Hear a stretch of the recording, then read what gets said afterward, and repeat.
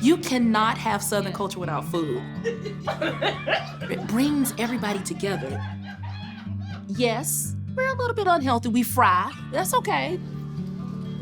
My name is Shennice, and I'm from Columbia, South Carolina. Ooh, I appreciate it. I always wanted to cook.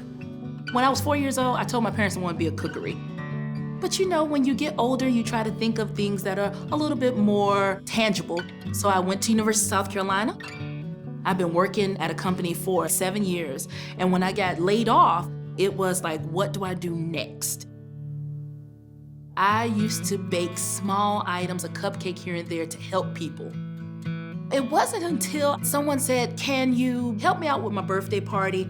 And I said, can you pay me $20? I finally got it. I have got to go full on into my passion. I wanted to create Southern desserts with a little bit of fancy. And when you eat it, you'll know that somebody's mama made it. Because I got 4 kids, so I'm somebody's mama. I have had no formal training in baking. So I had to look online for tutorials. I learned how to pipe, how to ice, and how to make different rosettes. All I wanted to do was people to eat my food, that's it. I knew nothing about business.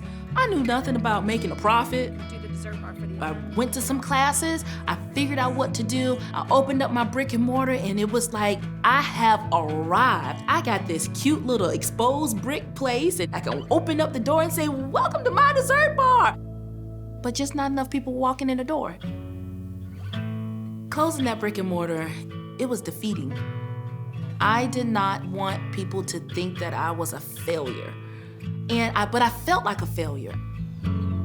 That's when I came up with this idea, a bakery that's online. How in the world are you gonna do that? It kept me up at night. I was like, how am I gonna get people to find my website? I am not a tech person, but from blogs and reading different articles, I learned about SEO and AdWords and keywords to make sure that my website was on that first page. And lo and behold, it started working. So you're sitting there fat, nasty, happy, and you're like, you know what, I think I want a cake tonight. Click, click, click, and what is delivered to them? I love it.